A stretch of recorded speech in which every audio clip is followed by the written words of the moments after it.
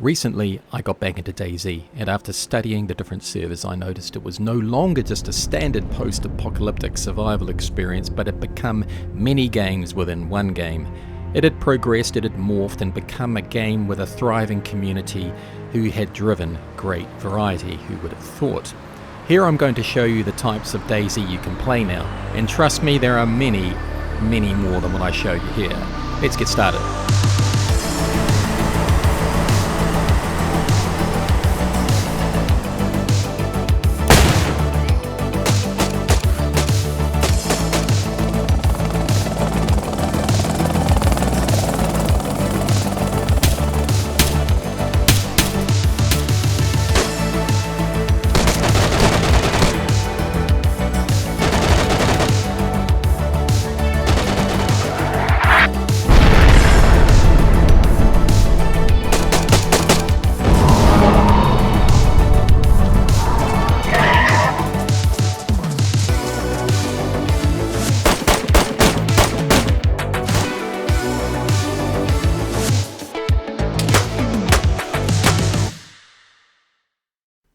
The YouTube gaming business is competitive. My channel is the size of a dime dropped on the surface of the sun, so if you have a moment, please subscribe. It would really help me out. And the thumbnail was done by AI. Would you believe that? The future is upon us. I love you too, sweetheart. So here we are going to look not at official servers. This server I played on was a PvP fast-focused game. Now, unlike official servers, you can do a variety of other things that you would not expect to see, including spawning in particular zones and a lot of things to interact with. Now, the game itself, as I played it, was similar, but one thing you would notice is that it does not take long to get geared up. There is a lot more gear lying around because this is a PvP only server, and it didn't take long for me to get myself a scar and get fully geared. Some of the places that you'll come across have been set up for interactions like this bandit camp, and within these camps there are other things that you can interact with, including the zombies, and when you kill them in this server you get humanity points. Those are good humanity points, but you can get bad humanity points, and a lot of these unofficial servers you'll come across ATMs because you will start with money. On this one you start with a decent chunk in your account and you can spend that when you get to the appropriate trading place. Now in this bandit camp I could trade with this bandit if I had a lot of negative humanity, and to get that I would have to kill a lot of players. On this server, gunshots were commonplace. PvP is going on all the time, and when you look around you're going to see lots of movement, lots of vehicles, lots of stuff happening. And when you get to the trading spots you will realize that a number of these servers are busy. In fact, some of them are packed with players. This server was routinely getting 80 players on it. The trading stations, they all vary on the different servers, but this one you could buy a vast array of stuff with your starting money.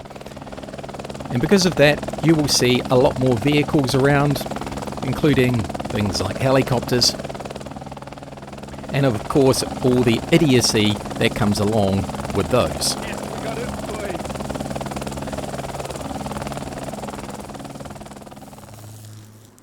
You're also going to see, well, these were great vehicles. They freaked me out when I first saw them. The Punisher vehicles, and of course different coloured ghillie suits and weird little contraptions, which is all unique to different servers. But this was a PvP focused server, and you would be playing all the time, seeing players. Gun battles were routine. Honestly, it was bloody great fun, and that's where you get your negative humanity. And when you die, you can spawn back into the same area often and quickly recover your gear if you want to. Saves trekking across 30 kilometers of land, and airdrops were commonplace too. These PvP servers are just absolutely fantastic because PvP in DayZ is brilliant. Sometimes it just takes a bit too long to get to it. Now here we look at, well, let's just say it, There are many maps. I think I counted 52 or 54 here. I'm not going to play all of them, of course, but I just picked one absolutely randomly and looked at this jungle map. Because this is just one map and a different experience that you can find by playing on these maps. They're often run by just a few people who are quite dedicated to the server. And on this map you could see there was a lot of locations that you could interact with. Started off with a katana, which was pretty lethal against the zombies. And down the right hand side there was more focus on temperature and water, because I guess being in a jungle it was pretty hot. The jungle itself was not bad. You did get a sense that it was definitely in a tropical part of the world, and there were various trading zones, and in these ones you could sell some pretty cool stuff like bear heads and other things like that. The zombies themselves, well, they were pretty straightforward, and there were plenty of them on the server. And I did like the map itself. Big long bridges, lots of pretty iconic structures to interact with. And yeah, there seemed to be lots of Zeds around, and I did like that. Now the main town looked like a holiday resort of some sort, a little bit laggy perhaps, but not too bad overall once you'd run through it a couple of times, and it was packed with zombies, enough to give me quite a challenge.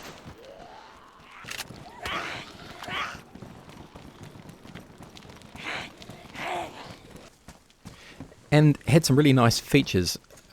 Bumper cars, I think these are called.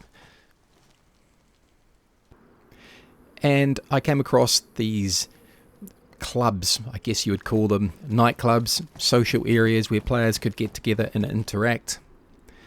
Some nice lights into the sky there. And on this server, cars were relatively common and often only required one or two things to get them up and running, unlike official servers, which are a bit of a nightmare. So I gassed the car up and got it running. And I could also see that on the server there were ATMs as well, but you did not start off with as much money. Yep, and the DJs, once you had the money, you could purchase a record and play yourself some sounds, which is pretty cool. The environment itself, the map, yeah, I quite liked it, to be honest. And being able to drive a vehicle around quite quickly gave you access to, well, explore the map a little bit more. And of course chop up some bears that you run over and take their head as a trophy and trade it up. I did come across an airstrike tablet. I had not seen one of these before. This is a pretty cool feature where you can call in an airstrike of different types and a missile, but let's just say I couldn't control it very well and it ended up being a big nothing, but there's great potential in that.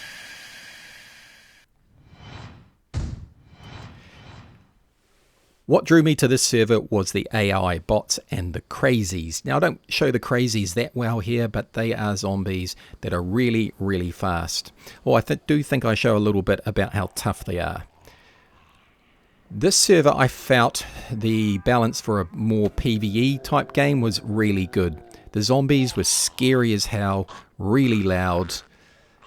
Yeah, I found it quite tough to survive, but it was PvP as well. They had another nice little feature, which was this wind direction feature down the bottom, and if someone was burning a fire or a campfire, it would give you an idea that someone was doing that in a certain direction. I quite like that. A lot of the games that you play on, the servers you play on, will have these information panels. It does pay to read these. They give you some hints about what you're doing. And as I said, I had to spend quite a bit of time surviving on this server. But I was really here to see the AI bots because I was intrigued by these. And you always know when you're coming across them, because as you get closer to them, they start shooting the zombies. But I didn't have eyes on, and I wanted to do that, and I made a bit of a mistake here because they are pretty damned accurate. Fucking bots. Yeah, I was pretty pissed off by that. Zombies, well, they were pretty tough. A lot of them you can't tell the difference. Apart from when you get close to them, they make some different sounds. And you can see I smack the crap out of this bot. Sorry, this zombie. And you can see it took so long. And it gets pretty rough when you get attacked by more than one. It's nice having zombies which are not so easy to kill. I do like that. I also found that the players on these servers, these smaller servers, when you're only playing with maybe 10 other people, they were pretty friendly despite it being PvP, and they were always keen to help you out. And they showed you how to get rid of the AI bots. Yeah, that'll do the trick. Okay, that's cool, mate. Yeah, One cheers. shot every time. There were more vehicles to choose from on this server, including armoured personnel carriers, but I was pretty new. I had no chance of getting that. I found my way to a airfield and finally got my eyes on some of these legendary bots, and they looked pretty kitted. I lured one out and tried to take it on. It turned out that was a really bad mistake because I didn't check my gun was loaded. With the zombies being so tough, it made just general survival on this server a lot harder. You were seeking ground to find cover from them, and they took a lot more shots to drop some of them. And of course there was always the usual gas airstrikes.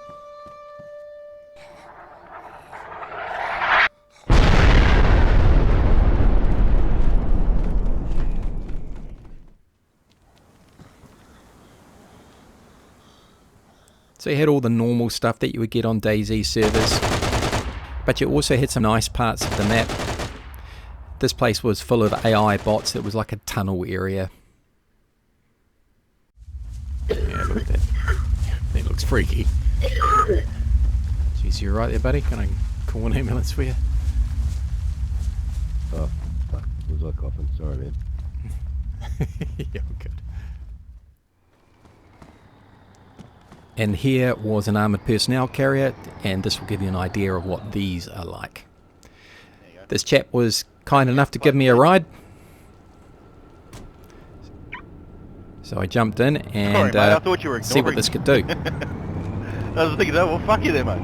Oh no, fair enough, I would have been the same. No, sorry about Didn't realise my mic wasn't working. It's all good, no problem. Where do you want to go? As you can see, these things are beastie and they move fast and they're damned cool. I tried to get into an AI bot run camp, but I didn't realise how they just charge at you, and that threw me, and when they get that close to you, you're totally screwed.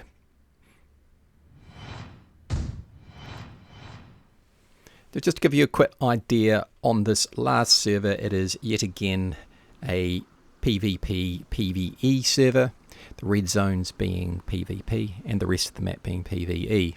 So you can choose to do whatever you want really, but most of it's PvE. It did have some souped up zombies, including these weird things.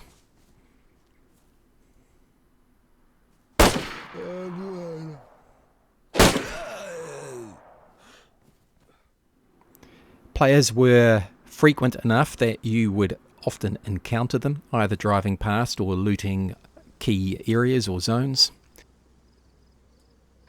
But on this map I was going to focus my gameplay on surviving in the wild, selling deer skins and pouts.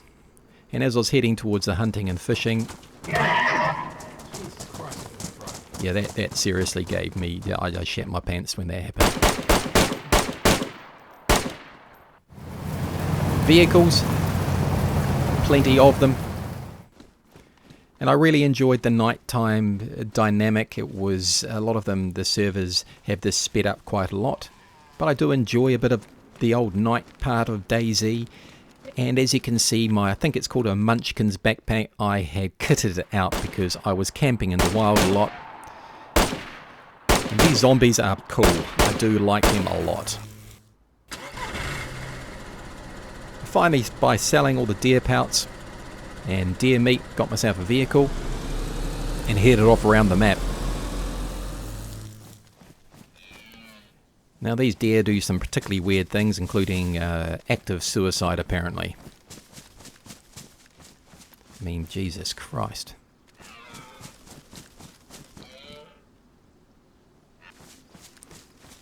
There's something about DayZ and the wild, it's just brilliant. And having this big backpack, I could literally travel with my world on my back.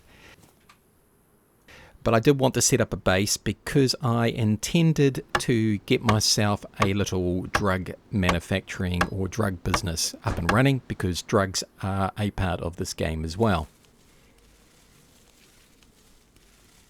Once I got my little base set up,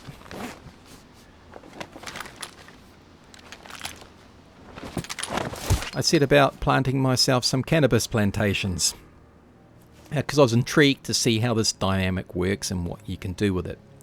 Now obviously, as you would expect, once you grow your cannabis plants, you harvest it, and any good drug dealer, weather means nothing. You're always out there in any rain or shine. You've got to harvest your crops when you need to harvest your crops. And when you harvest them, you've got different varieties of cannabis on the server, and you combine them to make cannabis bags, and then you later combine those cannabis bags, I think, to make ounce bags or something like that. And these sell for a good profit at the correct trader. Now there's a lot of cannabis that you have to get off the ground, so it does take quite a while to get all this sorted. But it does show that you can do some pretty cool things in these games. Now that was just 3 servers, and seriously there are so many of them. The variety that you can get now in DayZ is absolutely brilliant. And if you are thinking of buying DayZ, you should 100% realize that this game has outgrown its official boundaries, and your game experience will vary massively depending on what server, that's unofficial server, you pick. But this is a good thing. Frankly, DayZ Stand Alone has a massive mods, and man, these things change the game up. At the moment, I don't see any game in this zombie apocalyptic survival genre that gets close to DayZ in its flexibility and variety now. It isn't perfect, of course, but in the survival experience, DayZ, despite being a geriatric game, is arguably unstoppable. Thanks for watching. And like and subscribe, all that good stuff. See you in the next chapter.